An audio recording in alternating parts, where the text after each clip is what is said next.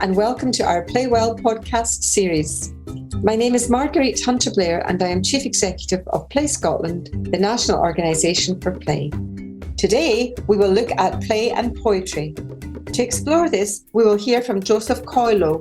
Joseph is a British poet and author of children's books, and he was elected Children's Laureate in 2022. He has dedicated his career to making poetry accessible to all, with a focus on children and young people. Hi Joseph, thanks so much for coming on our podcast. Could you please introduce yourself and tell us a little bit about what play means to you? Hi Jenny, it's a pleasure to be here. I'm Joseph Coelho. I'm a children's author and the current Waterstones Children's Laureate. Play means to me an openness, an ability to kind of run wild and be free, both with ideas and with ways of approaching things. Oh, that's such a lovely definition. You can tell you are a writer. You've spoken in the past about playing with words. Could you tell me a little bit more about what you mean by that? Yeah, I'm realizing now into my adulthood that even though I didn't grow up in a house full of books, not in a book full of houses, but in a house full of books.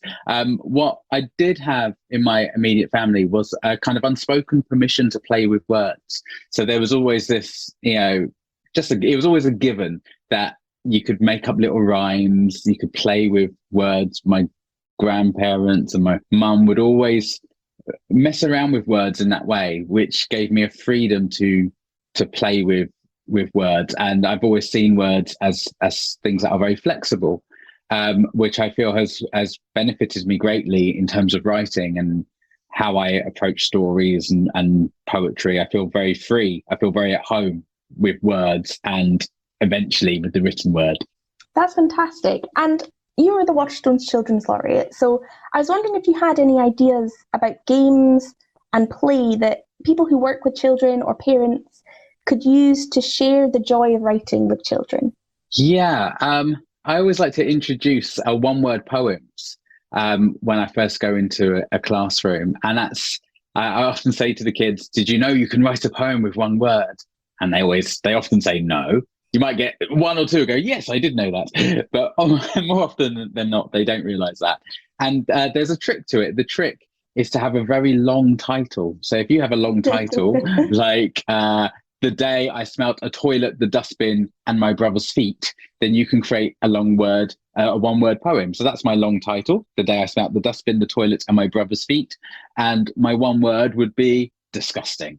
Yeah. So I think and I think poetry especially has these very accessible forms. We often see poetic form as being something quite alienating and difficult, but things like the one-word poem or the abecedarius is another kind of poetic game that you can introduce to young people, where you write a poem but you start with each letter of the alphabet. So the first word starts with A, the second with B, and what have you. We're very familiar with this form because it's the nursery rhyme form of A is for apple, B is for ball, C is for cat. So you can write it in that way, but it becomes a very natural word game, which children can pick up very quickly. So I would suggest those two, kind of one-word poems and the abecedarius or the alphabet poem, as poetic games to get kids interested in the written word. That's amazing. I really like the idea of that alphabet one because, yeah, we've all read that book, A is for apple, B is for button, whichever one you read, and you could definitely come up with some silly ones because you get to the letters like Q and X and you're like, will it be xylophone or will I find something else? Yeah, I always say to kids, you can cheat when you get to X and use words that start with EX because there's far more of those. Fantastic. Yeah. Well, that gives you a lot more options, I suppose. Yeah. And I think that's a lot what play is about. Options, doing what you feel sounds good. Yeah. And not being too committed to outcome. I think with play, it's experiment, isn't it? Right from the beginning. And we never approach playing like in the playground as something that we can fail at. But yet when we approach problems, often there's a fear that we might fail, we might get things wrong. But actually, when you take a creative, playful approach, that outcome doesn't really matter. You see kind of failures as just part and parcel of the fun of exploring. So yeah, as much as possible, I think getting rid of this idea of failure and not getting things right can be a great way in as well. Definitely. And that's something we say a lot about play, is it's something you do that doesn't have a specified outcome. You're not starting to do something. You're doing something because it's fun. You're doing it for the reason of doing it. Yeah. And I think a lot of what you said has resonated with that, in terms of you're having fun with it. You're experimenting. And it's not about what does the poem look like at the end? Is it right? Is it correct? It's introducing children to these ideas and having fun with it. Yeah, absolutely. And sort of reminding them that, you can apply the play that they already do. You can apply it to so many different things. I remember realizing when I first started out working in schools with kind of poetry, that a lot of the poetic devices that we're often trying to engage young people with, they're doing already in the playground. They will use alliteration and rhyme and personification, but they just won't have words for these things. And so through gameplay, one of the things that I started doing was getting them to come up with lines, just creative lines in a circle, but not giving them an outcome, not saying you need to create a line that has A, B, and C, just letting them create a line around a description. But then they will start naturally using personification and alliteration. And when they do, then you can highlight the fact that they have used alliteration, and then they'll never forget it, because it's something they have ownership over and something they can realize, oh, I do this already. I do this when I'm playing outside with my friends.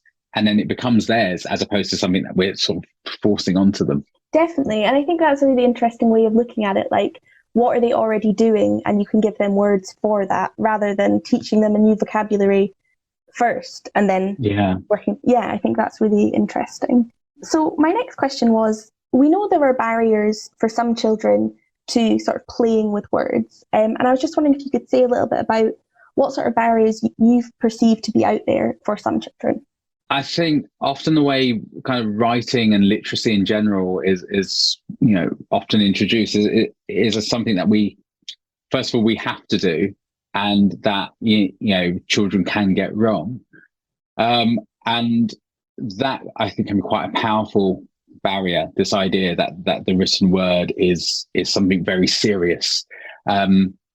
Just thinking about poetry, poetry is often introduced as something to be analysed. And I love analysing a poem, but it's not for everyone. And if you're told to analyse a poem before you are told that you are a poet, that can be quite a big barrier, because to analyse a poem, you need to understand not only the words that are written down on the page, but also the context in which they were written, the life and experiences of the poet. At school, I remember reading Sylvia Plath. I love Sylvia Plath, but her life couldn't be any more further removed from what my daily life was as a kid growing up. So I think there are those barriers, not only in how things are approached, especially literacy with reading and writing, but also what is put in front of the child as well, in terms of characters, in terms of the worlds that texts are set in terms of the makeup of the writers and the illustrators as well, in terms of their life stories and backgrounds. I think all of those things can come together to create barriers that make young people feel that maybe the written word isn't for them, or that a particular book or a series of poems is not for them. Definitely. And I think there's definitely something to be said about relevance to people's lives. Because I think, I remember at school, we did a lot of Shakespeare, and we did a lot of poets writing about things that I had never experienced in my life. I was 16 and at a school in Edinburgh, I didn't know much about true love, I guess, and maybe I thought I did, but none of these things seemed to be speaking to me, like for me and about me. And only as I've become an adult and I've really started to appreciate poetry have I been able to find the poets writing about the things I'm interested in. But do you think there might be a hangover I know obviously the classics are the classics for a reason, but do you think there's a way we can bring in almost more playful authors that maybe aren't taken as seriously in this sort of literary canon, to ensure that children are understanding that this can be something that is fun, something that is playful? I think it's vital to have as wide an offering of poets and writers as possible, so that every child gets the chance to discover a passion. And I think there's totally room for the canons. We need those canonical texts and writers and illustrators. They should they should be available. But are so many exciting new voices coming up, or voices that have been rising up for ages and haven't had sort of space to shine. I started up through the performance poetry world, and at the time there was a real divide between published poets and performance poets. That divide is really blurring now, which is great to see. But I think by broadening the range of writers that young people are given access to, then we can start to let them experience new writers, take them to a spoken word show, take them to a performance poetry night, take them to see some theatre. And it's really interesting now as well, because there are so many different ways that artists can share their work. We've seen that with social media and YouTube and things like that. So, there's a whole kind of Instagram poets thing going on at the moment, which I'm only becoming more familiar with now. So I think exploring those other avenues as well can be great ways of broadening the range of artists that young people see. Definitely, that's really interesting. So we've spoken a little bit already about overcoming some of the preconceptions about poetry as maybe being a little bit stuffy or a little bit like not for children or young people. Do you have any top tips for overcoming these notions? I would say, I think anthologies, so kind of some of like the new anthologies that have a mix of contemporary poets and I was going to say old poets and poets from the canon, shall we say, living and dead. I think can be a great starting point. There's a lot of great anthologies coming out, and we've seen an increase in sort of poetry books being published. Certainly from when I first started out, there were many editors and agents would tell me there was one publisher to go to publish children's poetry. But now there are far more, and we see that with the Clipper CLPE Poetry Award. Far more books get submitted now each year. So I'd say anthologies are a great starting point. But I would also say that we shouldn't forget the resource that is within the classroom and amongst children themselves. By allowing them to be writers, you then have access to 30 writers in a class. And you can share their poetry with each other and between classes, so that you are honouring and valuing their words and their work, and they are getting to discover the works of the other poets amongst themselves. I think that can be a lovely way to explore and see what other people are doing with words. Yeah, I wouldn't want to come across as saying, if we do away with the canon.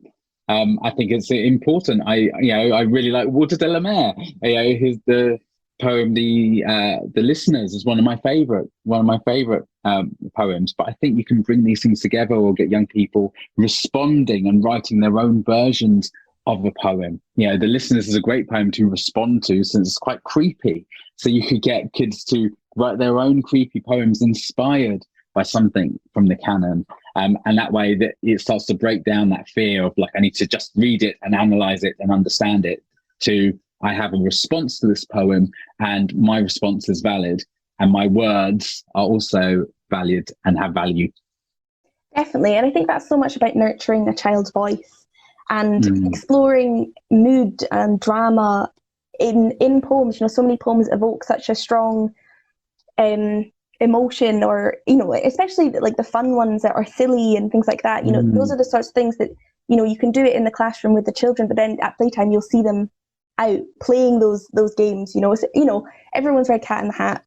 I've seen children play it multiple times, but there's so many more poems like that as well. I think it's so just that sort of enjoyment and fun and play that you can bring to it, and ensuring that the children feel like it's something they're doing, not something being done to them. Yeah, absolutely. So Jo, I know you've got a new project, the Poetry Prompts project, and I think this is going to be a really interesting project for practitioners or people working with children to introduce them to the fun of poetry. Could you tell us a little bit more about that project? Yeah, so the Poetry Prompts is a series of video resources that are going live this week, in fact. And every week there'll be a new invitation for young people to write a poem. So I've spent over 20 years working in schools, working alongside teachers, finding ways to engage young people with the written word through poetry. And so I wanted to share that with a wider audience through these fun, accessible ways of getting kids writing, non-threatening ways to get kids writing, to let them know that they are poets and that they can play with words. So every week there'll be a new invitation for a way to create a poem. There'll be scary poems, poems to be whispered, poems to be shouted, poems that use various poetic devices, poems that use rhyme and alliteration, poems that use personification or giving voices to objects, lots of different types of poems, all in videos that are about 5 to 10 minutes long. Oh my goodness, that sounds fantastic. Well, we'll definitely put the link out with this podcast so people will be able to find it really easily. And Jo, finally, I would be remiss not to ask you this. Would you mind sharing a poem with us on the podcast? Absolutely. I'm going to share a poem from my latest book, Blow a Kiss, Catch a Kiss, which is a series of baby action poems. It's illustrated by Nicola Killen, and this poem is called Take a Book from the Shelf. Take a book from the shelf and flip to the sea. I'm a pirate captain, aye aye mateys. Take a book from the shelf and flip to the woods. I'm a bear eating honey, this honey is good. Take a book from the shelf and flip to the stars. I'm zooming through space, next stop Mars. Take a book from the shelf and flip through the pages. Get lost in adventures for ages and ages. That was wonderful. Thank you so much for the poem and for joining us on the podcast. It's been my pleasure. Thank you so much for having me. It's been grand. Thank you for joining us on this podcast. Don't forget to subscribe to our podcast on your preferred app and join the conversation by using the hashtag #PlayWellPodcast. And to find out more about Play Scotland, follow us on Twitter @PlayScotland and visit our website playscotland.org.